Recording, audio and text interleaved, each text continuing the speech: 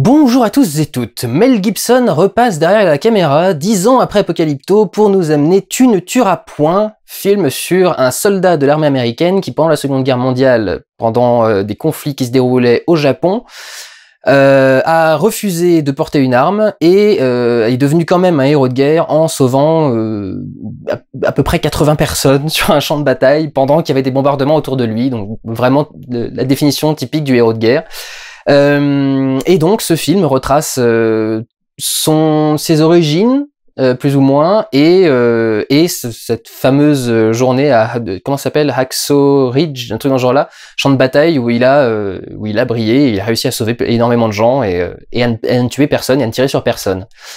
Petit avis avant d'aller voir le film, la première moitié est un peu niaise. La deuxième moitié est bien sanguinolente et bien il pète de partout, donc voilà, c'est pas trop mal. Je suis pas ultra fan, mais j'aime bien l'idée, j'aime bien le concept. Et c'était plutôt bien fait, à quelques exceptions près, en particulier au niveau des effets spéciaux. Voilà, ça peut être un petit avis général. Je suis pas je dis pas que c'est génial parce que c'est pas mon style de film, mais c'est un bon film. Je vous encourage à aller le voir si ça vous intéresse. Rentrons dans le détail du coup maintenant. Je suis navré, mais Andrew Garfield joue ce personnage comme un gros niais. Un gros... Il est vraiment comme ça tout le film. Et c'est... Ah, d'accord, il est un peu bigot, mais quand même... C'est pour ça. En fait, j'ai eu du mal à rentrer dans le film parce que j'ai trouvé le personnage vraiment trop, trop, trop. Et c'est le seul truc qui m'ennuie. C'est que on n'est pas obligé de montrer ça pour dire que c'est un chrétien. D'ailleurs, c'est pas vraiment un chrétien. C'est un truc spécifique, le jour de le truc du 7e jour ou je sais pas trop quoi. Donc, enfin bref, c'est un truc spécial et il n'y avait pas besoin d'avoir un personnage qui rigole comme un crétin à tout ce qui va pour montrer ça. Est-ce qu'ils ont essayé vraiment de transmettre ce qu'était le personnage à l'époque? Peut-être, mais à ce moment-là, c'est peut-être un peu grossier quand même comme transcription de ce qu'était de ce qu'était ce mec-là. Enfin, ça me paraît un peu bon, voilà. Bref. Donc, il est pas, je trouve pas, voilà, particulièrement j'ai eu du mal à être vraiment avec lui, et le début du film est monstrueusement cliché. Et sans doute parce que c'est effectivement ça, c'est que la guerre ne fait qu'arracher des vies normales entre guillemets et les fait finir tragiquement. Donc c'est ça la vraie tragédie, c'est que les gens auraient dû vivre des vies tout à fait correctes et se prennent une guerre sur la gueule. Mais là, c'est vraiment la première scène, c'est la scène où il a eu le choc, le traumatisme d'enfance qui fait que il veut tuer personne. Après, et ensuite on a tout un truc où il rencontre une nana en particulier après avoir fait un truc, et puis après il la drague, et puis après il signe et il part à la guerre. Et quand il arrive à la guerre, pareil, on a une bonne dizaine, beaucoup plus, une vingtaine. Petite demi-heure? Je sais pas.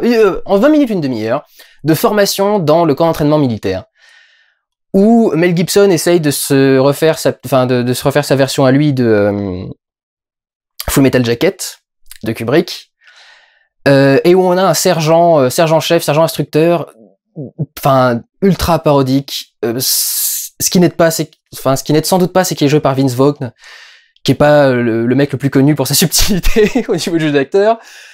Et là, c'est vraiment comme grotesque et clownesque, et c'est quand Full Metal Jacket fait ça, c'est vraiment pour te dénoncer un aspect de l'armée, c'est de te montrer un truc que Kubrick a vu de l'armée et qu'il déteste, et sa façon de le représenter, etc. Quand tu fais juste un sergent instructeur qui hurle sur tout le monde parce qu'il veut hurler sur tout le monde, voilà, on nous présente une dizaine de mecs d'un coup, ils ont chacun une particularité très précise pour qu'on se les retienne bien les uns après les autres. C'est un bon truc d'écriture, mais est-ce qu'on était obligé de mettre 10 mecs?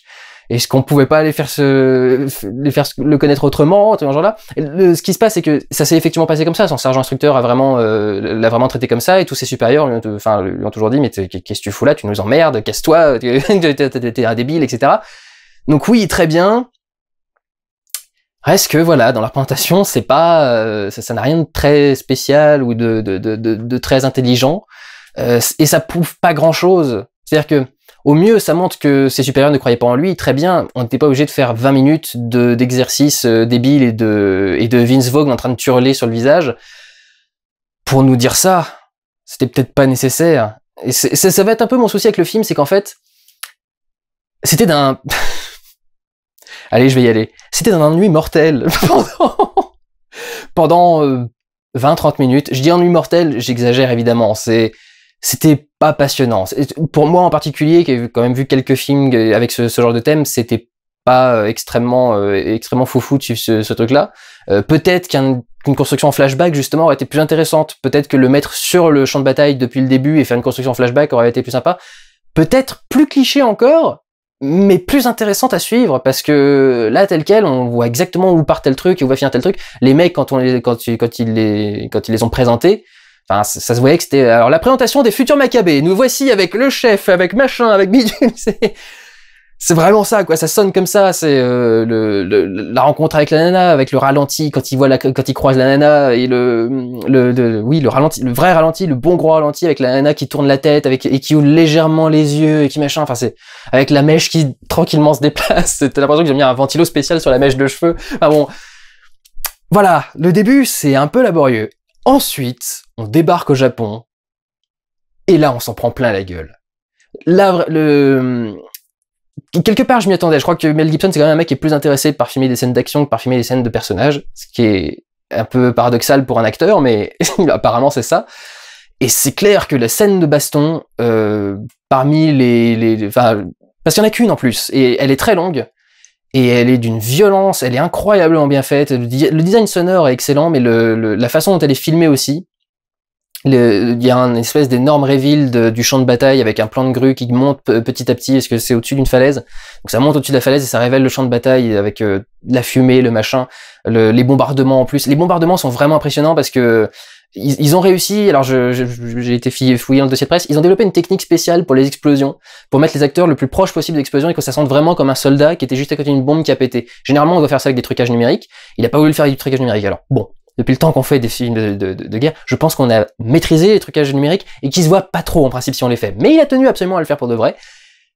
Et c'est vrai que du coup, ça rend quelque chose d'assez impressionnant parce que les personnages sont vraiment juste à côté d'une explosion et sont vraiment en train de voltiger à cause de l'explosion, ils sont vraiment en train de faire un truc. Visuellement, ça donne quelque chose qui marche très très bien.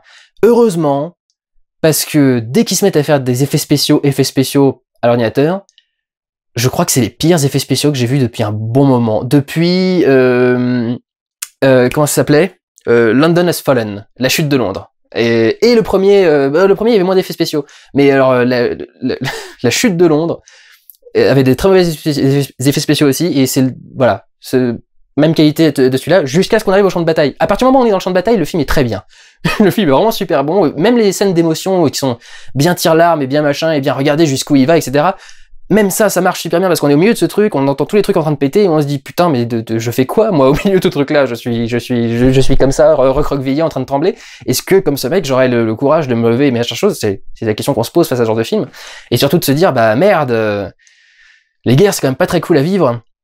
C'est un peu basique de dire ça évidemment, mais c'est aussi vraiment le truc. Et c'est, je pense aussi pour ça que le film est aussi cliché et ridicule au début, c'est que il nous montre effectivement tous les trucs de base de la vie. C'est on se dit bon bah oui on a envie de trouver un truc où on est content, de trouver une âme sœur avec qui bien vivre, etc. Et une guerre peut nous tomber sur la gueule, et quand ça tombe sur la gueule, bah tout ça, tous tes plans normaux, ta vie normale, bah ça disparaît.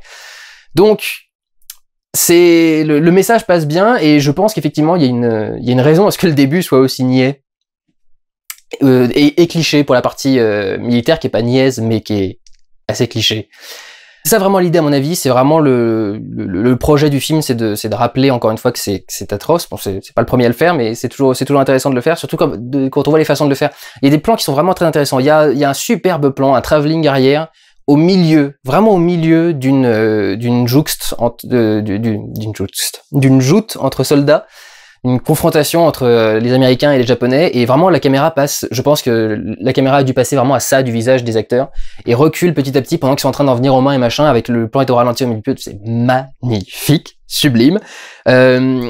Après la guerre, on a la réaction des soldats après-guerre. Il y a un moment, ils arrivent à côté d'un champ de bataille et ils voient tous les soldats qui passent avec leur regard vide. Et c'est la façon dont le montage s'emballe un petit peu à ce moment-là. Il fait plein de cuts à plusieurs moments pour récupérer plein de personnages. Comme vraiment, on est sur la route, on voit le truc qui passe et on regarde un personnage, on en voit un autre, et puis on cherche un autre visage et machin. Et effectivement, il nous construit comme ça par le montage tout un tas de témoignages des gens après la guerre. Et vous voyez les têtes de ces personnages, de ces acteurs après le conflit. Enfin, la tête que font les acteurs pour jouer les soldats après le conflit, c'est vraiment ça passe très très bien. Genre, encore une fois, un message qui passe bien. Et une fois encore après la guerre, vous avez remarqué, j'ai fait guerre après guerre, et là je vais faire vraiment après guerre, le post-trauma, parce qu'il y a pas mal d'éléments du film qui montrent le côté traumatisant de la guerre. Il y a plein de moments où vous allez avoir des choses très brusques qui arrivent, des personnages qui sont très calmes et qui d'un seul coup pensent qu'ils sont agressés et qui vont avoir une réaction très forte. Et beaucoup de rêves aussi, de séquences de rêves où les personnages se voient, je vous dis pas exactement ce qui se passe, mais les rêves post-traumatiques et à quel point ça nous prend à l'intérieur, enfin ça nous détruit de l'intérieur en fait, comme truc. Autre dernier point très américain, mais qui appuie encore une fois le message du film, et on voit en fait le personnage à la fin, il s'appelle DOS, et non, ce n'est pas l'inventeur de MS-DOS, mais c'était ultra mauvais. Il y a que les informaticiens qui peuvent comprendre. Et ça rajoute encore le côté réaliste du truc. C'est le fait qu'on mette le personnage à la fin et qu'on voit, bah oui, il est vraiment vivant. Et puis il y a certaines répliques qui nous avaient l'air complètement ridicules, mais qui en fait ont vraiment été sorties par les soldats et une des révèle à la fin. Donc il y a vraiment tout un tas de choses qui sont vraiment intéressantes. C'est ça le truc, c'est que j'ai beau dire que c'est cliché, que c'est niais, que c'est machin, à la fin du film, il y a tous les témoignages des gens qui nous disent qu'effectivement, ça s'est passé comme ça, et les mecs, ils racontent ce qui passe, ce que ce mec a fait, il avait 80 ans, il est en train de pleurer encore en se rappelant ce que le mec a fait pour lui. Donc je comprends, mais le résultat final fait que, à part la scène de baston, qui, à mon avis, restera dans la mémoire des films de guerre, c'est pas, y a rien de mémorable et de spécial là-dedans. Évidemment, là je parle film, l'histoire du mec est géniale. Bien sûr, ce principe-là est génial et devait être raconté, et c'est un des trucs qui doit vous faire aller voir le film, c'est le soldat pacifiste qui est là juste pour aider, qui refuse de toucher une arme, qui refuse d'avoir une arme dans la main, et qui décide que, bah oui, je vais participer à ce truc-là parce que c'est le monde que autour de moi et je dois y participer, en respectant mon propre point de vue. Je vais pas essayer d'imposer mon truc, de faire n'importe quoi, mais je vais essayer de respecter mon propre point de vue. Donc c'est quelque chose d'assez intéressant, encore une fois, et le film marche bien. C'est pas ma cam, et en ce qui me concerne, je trouve qu'il y a rien de très neuf ou très original ou très d'énorme à prendre là-dedans, quoi. C'est pas un film qui m'a marqué énormément. Mais ça reste un film plutôt bien fait. Pour tout ce qu'il y a dedans, pour tous les clichés qui sont dedans, même s'ils sont vrais.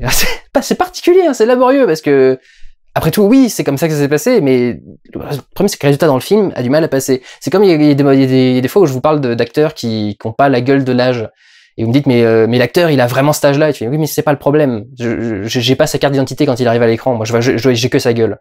Si sa gueule a pas l'air d'avoir l'âge qu'il a, bah, ça marche pas. Et là, c'est un peu la même chose, parfois, le réel fait pas réel, et il faut le modifier un petit peu dans un film. Pourtant, les films modifient le réel pour faire des trucs encore un peu plus incroyables, mais comme on dit, la réalité rattrape souvent la fiction, et c'est à ce moment-là que tu te dis, bah, comment tu le fais en fiction alors? Quand la réalité rattrape la fiction, comment tu le fais passer en fiction? Parce que, du coup, toutes ces ficelles sont les ficelles de la fiction, et c'est pour ça que on a l'impression que la réalité dépasse la fiction, c'est parce que la réalité, d'un seul coup, utilise les mêmes ficelles que la fiction. Ça devient extrêmement philosophique comme fin de vlog. Allez le voir ou pas, peu importe si ça vous intéresse. Je vais pas vous dire de pas aller le voir, c'est pas une merde. Ça passe. C'est pas trop ma cam, et je pense pas que je le reverrai. C'est pas un film que je considérerais essentiel de revoir, mais c'est pas mal.